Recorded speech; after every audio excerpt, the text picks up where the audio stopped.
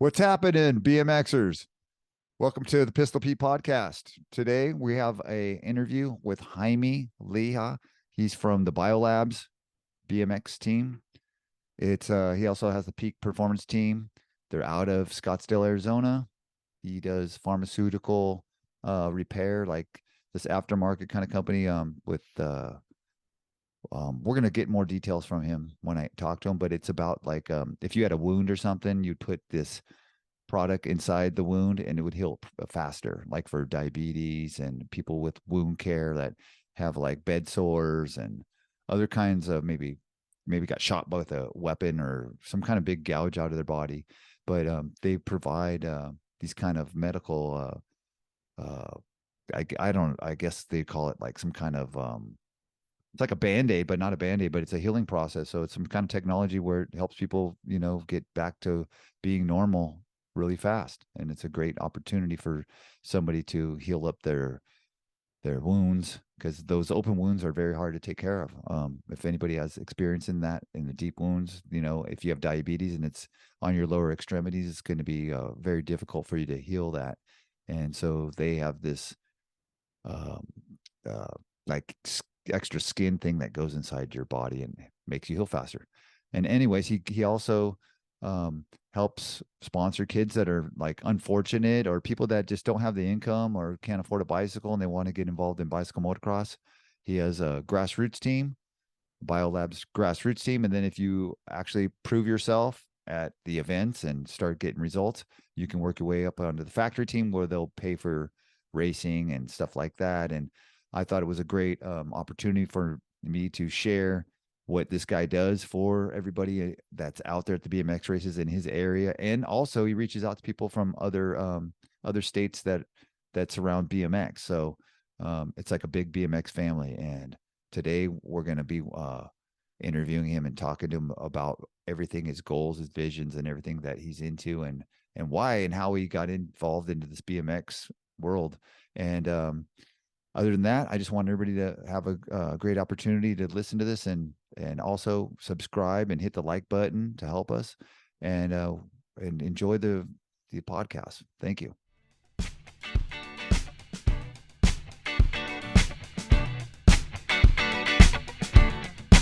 We've got some hot heavies on the line. We certainly do, Scott. Keep an eye in the center of that gate. Competition, Pete Loncarevich, past national champion. Pistol Pete Loncarevich taking the win. Ladies and gentlemen, welcome to the wacky world of BMX according to the Pistola.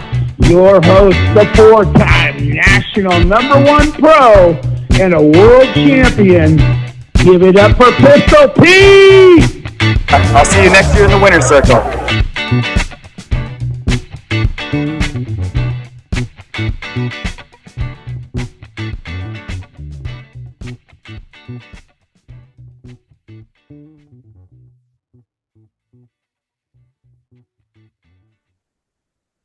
All right. Welcome. Jaime Leija from Biolabs. The leader of the Biolab BMX team is here today, and we're going to have a great interview. We're going to find out what his vision is and what his perspective of BMX is and his love for the sport and helping others. Welcome. Thank you, Pete. Pleasure to be here with you. Yes, sir. So Jaime, how many members do you have right now? You have your factory team, and then you have your grassroots team. And how many riders do you have on that grassroots team? So right now, collectively, we have about 100 riders on the teams. And the goal was to create a platform where the local riders could advance on the factory team, the national team.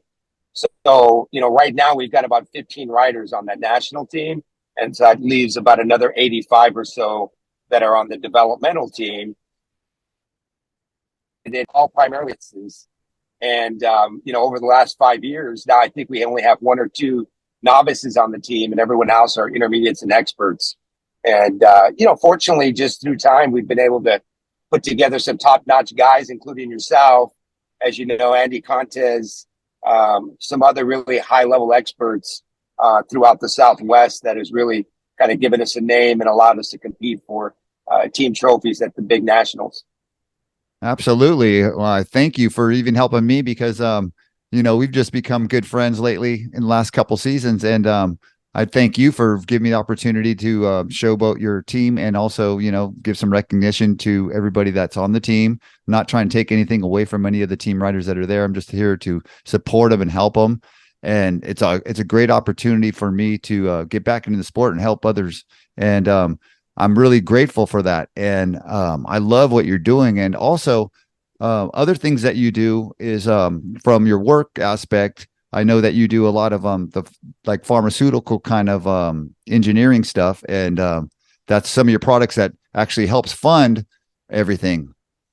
Yeah, absolutely. So Biolab Sciences is a regenerative health company. We make products that help patients who have really bad wounds recover.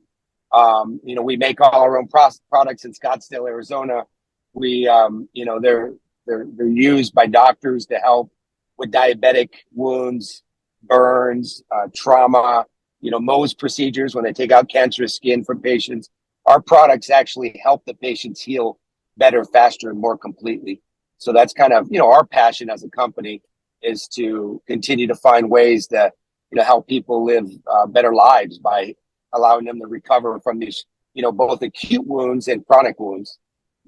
Absolutely. Absolutely. That's a great thing. That's very needed, for all these people that have ailments, like you said, diabetes, people that aren't getting circulation down on the lower extremities. And, just helping people get back to being normal, back to their normal health. Like that's why I think BMX is a great sport. It's a BMX, it's a family sport and it brings everybody together. Even if are kind of competitive against each other, like, back in the day when I was racing against a lot of these top pros that don't race anymore, we were like kind of standoffish, but now that we're adults and grown men, we can talk and about those times, which is great. Yeah. Just like right now, like what you're doing. I just want everybody to know how awesome of a person you are and put a lot of your time and effort into helping others. And that's what the whole world needs, more of that. And I'm very thankful to know you as a person and for helping all these kids that need a little help, and a little push. And that's where like Andy Contes and all these great riders that are on your team are a great asset to what you're trying to achieve is like, getting everybody up to their highest expectations personally on a level, not like battling against other people, being the best person you could be. Yeah, no, absolutely, Pete. The reason that we do this, and we have a big network. We've got about a dozen coaches that help out. We do clinics, for the team at tracks across Arizona, at least once a month. And we always have great turnout. We have great coaches there. And it really, what we're working to do is just, develop life skills for all the kids on our teams and adults, but help them develop life skills. Because as you know, in our sport, I mean, you have to know how to pick yourself up. And those skills that you learn, you push yourself, you're training, you're not, most training, as you know, is individualized. You're not always training with a team. If you don't get out, do your sprints, do your gates, lift weights, do all that stuff. I mean, no one's going to force you to do it. So what we strive to do is create an environment where, our riders have an opportunity to pick up these life skills, whether they ever become a state champion or a national champion, or like you, a four-time, national #1 pro, that we really don't stress that. We stress, hey, just, participate in a good sport that will develop life skills. And ironically, all the rest has come along. I mean, we've been able to, pick up a couple of NAG1 plates on our team, lots of state plates, lots of, a lot of wins across the board. And it's come organically by just investing back into the riders, into the families and creating a good environment where they can, be the best athlete they can be. Absolutely. And they're so grateful to have you in their lives and, and same vice versa, because like, it's an energy thing where we're helping each other achieve stuff that we don't know if can achieve it. And then we help each other and lift each other up and push each other to do things that, you possibly sometimes some people, like you said, aren't that confident. So like through training and building up your confidence by doing it and being around people that are maybe a little bit better than you at that moment, you can learn a lot from them. Like you said, the life skills are like, I mean, you can't buy those things. You have to earn them. You have to get out there and do your thing. Yeah, you're right. Right. And, for me, Pete, it was too, giving back to a sport that gave me a lot. As a kid, I think I shared with you, I was very fortunate enough to be around a lot of people that provided an avenue for me. Gene Roden, as you know, back in the day, he gave me a job and helped me out with bikes and parts and everything. And, we're still involved with him again. 30 some years later, now he's our contact at Amy Grips, and he's one of our co-sponsors. Phil Mummy in Arizona, he's back involved with us. He's a guy who, would help us with training and built us a practice track when we were kids. And lo and behold, he's back working with us. And we have a really large practice facility in Eloy where, every Sunday, the kids get together and their coaches there to help them get better. And, we mimic the hardest parts of the tracks throughout Arizona for them there so they can develop their skills. But again, what we're trying to do is create that next generation of people who can carry the torch. Because, 10, 15 years, you and I probably won't be doing this.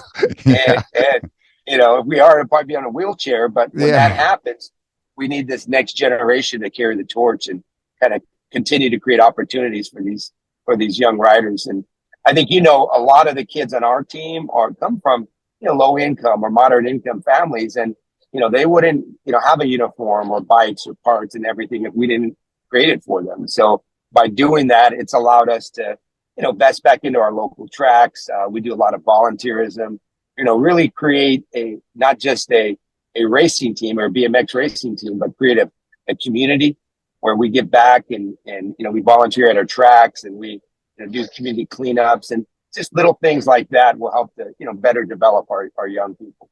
Absolutely, man. We need more stronger men like yourself and like myself, because I'm like a strong guy. I'm really very competitive. I like to help people, especially when they're down and out. I like to really lift them up and help them achieve their goals, even whatever it is, Yeah. And the main thing is basically, like you're saying, it's not about winning number one title. It's about the experience. It's about the journey. And when you're having a good time, those are the things that we go back to, the memories, that's all you have. Yeah. Like when we get so old, we can't, like Gene Roden. I know he could ride around the track, but he doesn't want to get out there and race. You know what I mean? He ran out there, God damn it, Pete. You know what I mean? Get over there. You know what I mean? Yeah. I love that guy, man. He's such a good energy. And we're so grateful to have these rodeo guys that went from rodeo, like Merle, and all these other girls, Merle Menega, and all these great guys, Clayton John, and all the people before them, and they're the originators that, if it wasn't for those guys sitting up in the cow poop and setting up those tracks back in the day, in the early 80s, and I remember the 70s and stuff, and they've come so far. It's so professional. It's so awesome to see it grow, and it's just like it's a big family sport. It reminds me of like football and baseball now. But like you said, for the middle income, it's very hard for those guys to get competitive out there without a little bit of help, because it's turned into a sport where you have to have a little bit of funding to get to these races if you want to, try to get number one or get a top 10 mag plate or whatever, which that's everybody's goal. Is after you learn how to ride your bike, the next thing is, what plate can I get? What's the lowest number I can get, And, absolutely. And I think there's more people that want to just ride around the track than people that want to be number one, but you need both to make it, a competition. So that's what makes it so fun, because there's people out there that just want to go around the track and they have a great time. They want to win, but they never do, but doesn't stop them from competing and doing the sport that they love, That's a great thing about the sport, is that, you can choose to do that. And, one of the things we do with the kids is we have them give us a goal statement every year where they outline their goals. So then we're like, okay, well then, if you want to get to that next level, then, you got to put the work in, but at least we know who they are and we can work with them. Or the guys that just want to come out and race every Friday or Saturday night. Hey, we want them too, because we'd rather have them there, doing something healthy and productive than out doing something, that isn't so healthy or productive. So I think it's what's key is to create the opportunity for these guys. So, again, so that they are developing these life skills that they can carry on to their adulthood. Yeah. I mean, I admire anybody that puts in that much work to help others. It's just amazing. It's like how like somebody like yourself, and I'm sure you're a busy guy too, because you run a big company, and you can't be there all the time, but you have like other coaches and chiefs that keep it rolling so it doesn't stop. So like if you're not available, they're going, and you're making sure that they're there doing their thing. And I think it's a great thing because, like you said, it keeps kids off the street, keeps them on a positive thing, keeps them off the computer for a little bit. It keeps them, thinking of others, helping others, because that's what happens in this, the pandemic brought all this stuff, trying to, disconnect everybody from each other. But in reality, we're all connected and we need each other. And that's what BMX is all about, is the whole family environment. And it's just great. And so, Jaime, so what year did you start racing? Well, so on a formal track in 1983, okay, I was 11 years old. But what's funny thing is, like a lot of kids, in our generation, we were exposed to BMX from Chips, from the movie, from that TV series, Right, Jag Rider. Yeah. So funny thing, we thought that's what BMX was, like a team sport. So what we did, because we didn't have a track in our hometown for 2 years before we actually all raced, me and my friends, we would make tracks in our neighborhood, in the parks, and we would use a driveway as our starting hill. And we didn't know that you only supposed to have 8 riders in the gate. We would have 10, 12 riders up there. And our races were like a half mile long. And we didn't know how long a BMX track was. Right. So by the time we actually started racing and went to a real track, we had all been racing for a couple of years in our neighborhood. So we go to a, BMX track in the early 80s, and, we all won. Everyone on my team and in my neighborhood, we won. We won a lot because, we were used to longer tracks. Yeah, I bet. And we had been doing it for 2 years. So we were beginners or novices, but in actuality, we had pretty good skills back then. Yeah. So that's when I started. And funny, when I met you, one of the guys, and again, you're an older teen, we're a pro, and one of the guys from our hometown was on CW with you, Roger Moore. Okay. I don't know if you remember little Yes, Roger I Moore do. Little Roger. from Casa Grande, Arizona. Yeah. His dad ran the local Schwinn in Casa Grande, and he was our sponsor. So whenever we went to the Winter Nationals, we got to meet you, Clarence Perry, Debbie Clauso, all the other factory, Billy Griggs at the time. So we got to meet all the factory guys, and that was a big deal for us, to see the guys on the magazine actually in person and take pictures with everyone. So yeah, so we've been at it. I've been at it since then, and I've been able to play other sports, football, baseball, basketball, while still racing. In fact, in high school, I did both. I competed on the national scene, and I played varsity football. Did both. Right. I mean, that's an incredible story, because you were like pedaling like for 2 laps instead of 1, and then you show up and you guys are super fit. And hey, by the way, Jaime, did you know that I was in Chips? I was an actor. I was a stunt man. I didn't know that. Yeah, the little Mexican, the cholo dude that was the black guy that was like Anthony Sewell was the stunt man for him. I remember that. I was the stunt man for the Mexican friend. I did not know I was that. a number. Yeah. Look at, if you watch the video again, I'm number 106. I'm the littlest dude out there, and I was about. I think I was about 11 or 12 years old. I was actually on JAG, but I happened to be on the CHP team. I was on. I had the blue uniform with the blue and the gold. Yeah, I should have stole that uniform. You should have, man. I should have. I wanted to, man. Those people were like, "We need that jersey back," and I was like, "Come on, man!" And I should have made it disappear, but they're watching like a hawk, man. They categorize everything, and I was out there with Ponch and Larry Wilcox. It was funny, man. It was fun times. It was like because I remember meeting those guys, and you'd see them on TV, and you're like, man, they have awesome white smiles and stuff, and Eric Estrada was getting in trouble for eating chocolate in between the scenes and stuff. I was like, I can still remember that, because I'd be like, man, these guys are just normal dudes, and they're just having a great time. And we had the opportunity, and Jag and Rennie Roker, gave us the opportunity to be part of that, because he was an actor. And I just wanted to bring that up. I didn't want to bust in, mess up our interview with you, because it's all about you. But since you were a fan of that show, I just wanted you to know that, I was in that show actually, and I do have memorabilia that I'll have to share with you. It's incredible, man. It was fun times. Yeah. Well, that kid that you're the stunt double for was the kind of the main character in that series. It was about him. Yes. that little Hispanic kid. So yeah, that's Yes. awesome, man. Yeah, because No, I remember it totally.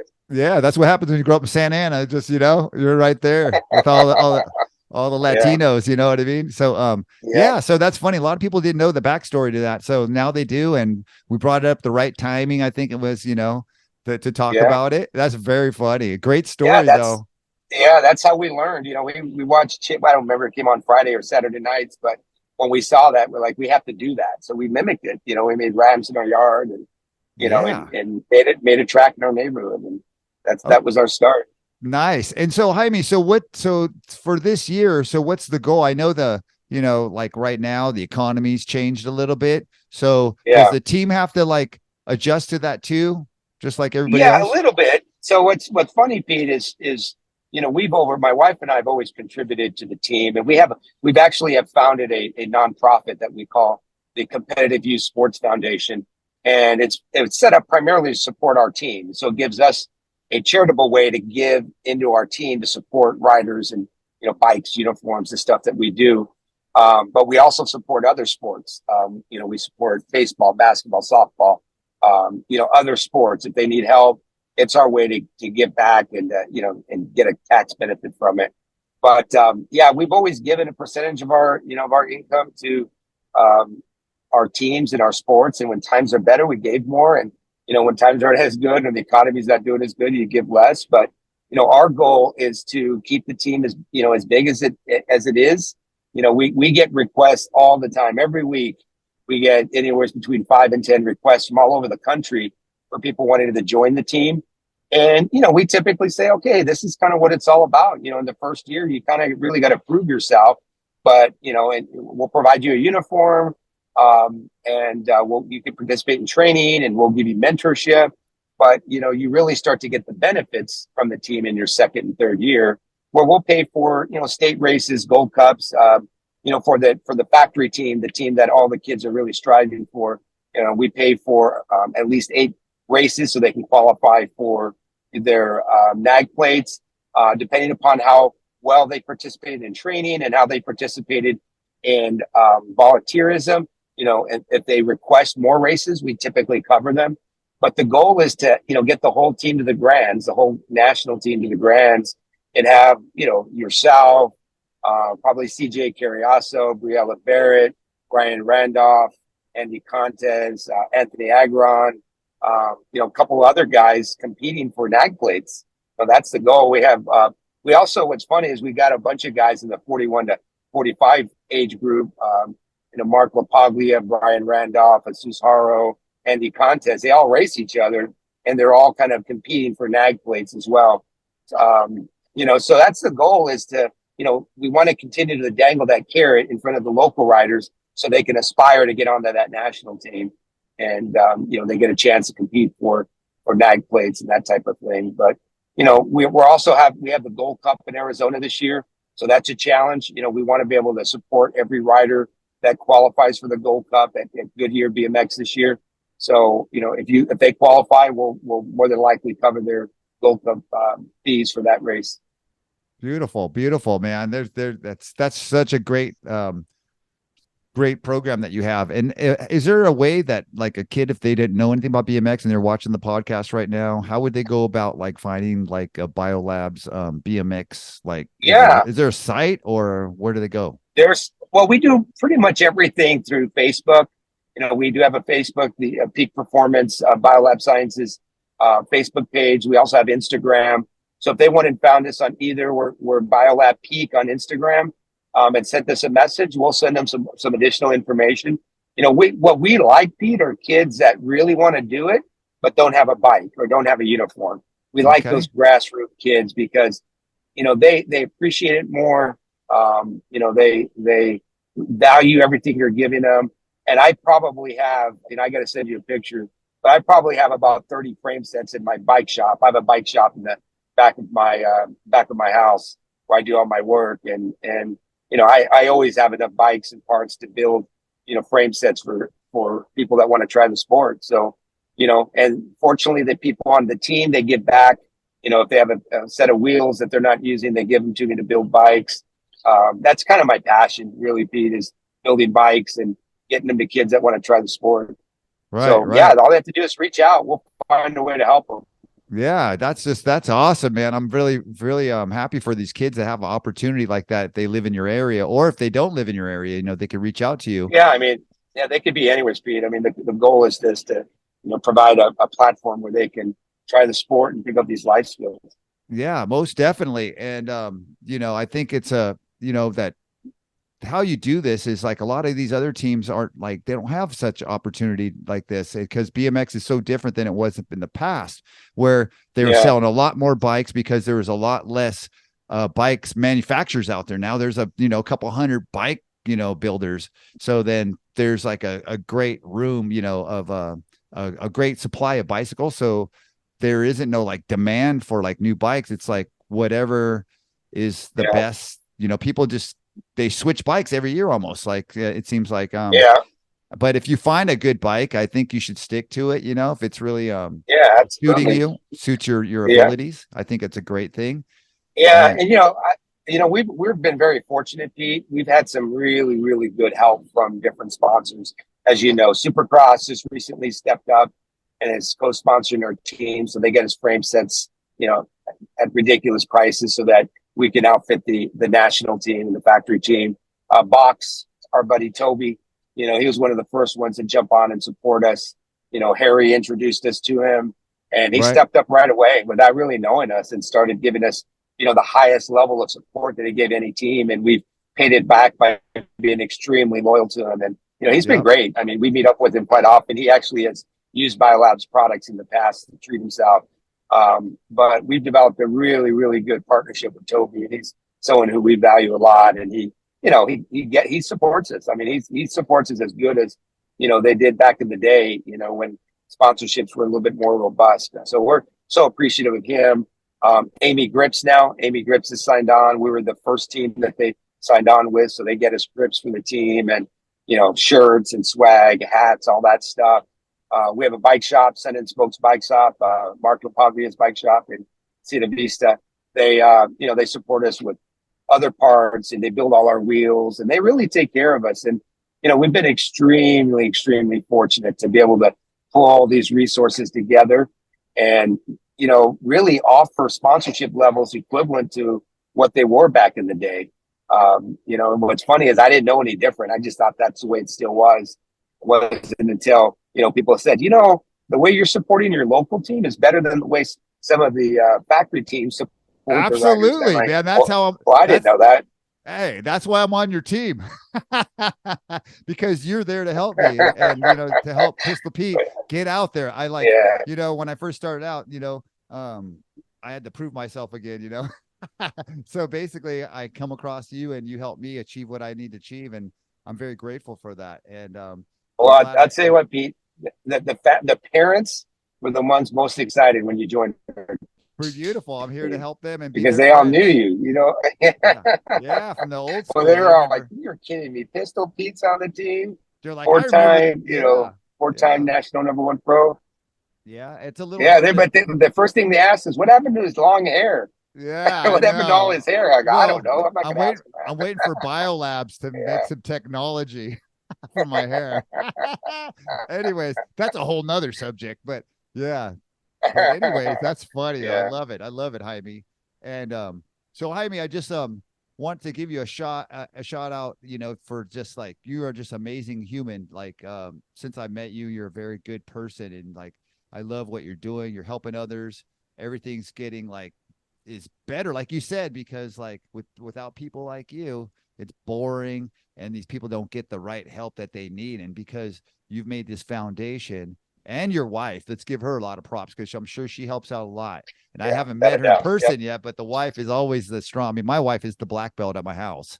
I'm the white belt Yeah, here, At the jujitsu yeah, tonight, I'll be the black belt. But when I come home, the wife is the black belt, and it just makes things better and makes it way better. And I've been blessed, with everything that's happened in my life. And I really am just very grateful for having great health and able to ride my bike and be around people like you and meet a bunch of other BMX kids and parents that need help to achieve the goals yeah. for this year and in the future.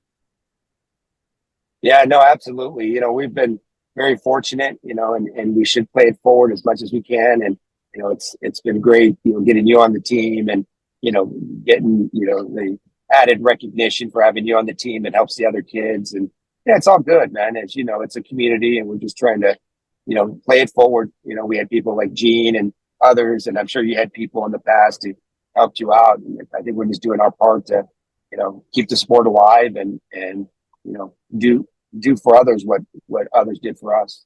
Absolutely. And that's how I feel towards everybody that I meet in the BMX, because people do remember the past and they want to ask questions that they read about the magazine, controversial things, and all these weird things. I show up to Grands and I got like 1 million questions from, 100,000 people. And you're like, all right. And I answer them, accordingly. And they're just amazed by, like they just have always wanted to know that. So I'm like, feel free to ask me whatever you want, because I will answer, like. Well, I told you the one thing that we had always thought as kids was that you and Ronnie were like arch enemies. And and I first learned from Ronnie that no, Pete's my friend. We used to travel together. That was just what happened on the track, stayed on the track. Afterwards, we were best buds. And then you said the same thing. Yeah. I mean, he was the first guy. Yeah, he was the first guy to reach out to me. And when you joined the team, and he was like, "Hey, that was a solid pickup. Congratulations." Yeah. Yeah. Great guy. Yeah. He's funny. He still calls me and gives me a little coaching from the outside because he physically can't do it anymore. So he's like my coach. He'll call me in the morning. You need to go down, change your cranks, do this, do that. I'm like, I just take the advice that, if I was younger, I would have said, hey, I wouldn't even answer the phone. But since he's a good friend, I love feedback from everybody. If it's positive, negative, whatever, I just, bring it. I love to learn, you know what I mean? Yeah. And that's what it's all about. It's about learning, helping others through our experiences and our journey. And it's just like this podcasting stuff, it's fun because I get to reach out. People get to learn about you now. They get to learn about what a great person you are when they see you, and they'll see that you race also, and that you've been racing since 1983 and so on, and everything that you do great for the sport. And you're out there and you're really doing it. You're not no fake, you're the real deal. And I just want everybody to know how special of a person you are, and we need more of you. Thank you, Pete. I appreciate and your wife, and blessings to you and your family. And I'm blessed for being part of your program and everybody else's program. And, no, thank you, Pete. I appreciate that. Yeah, no worries. And I thank you, Jaime. This is going to be the end of our show right now. And I really appreciate you so much. And I will talk to you soon. All right. Thank you, Pete. Talk to you soon. All right. Thank you. Have a great evening. Bye-bye. You too.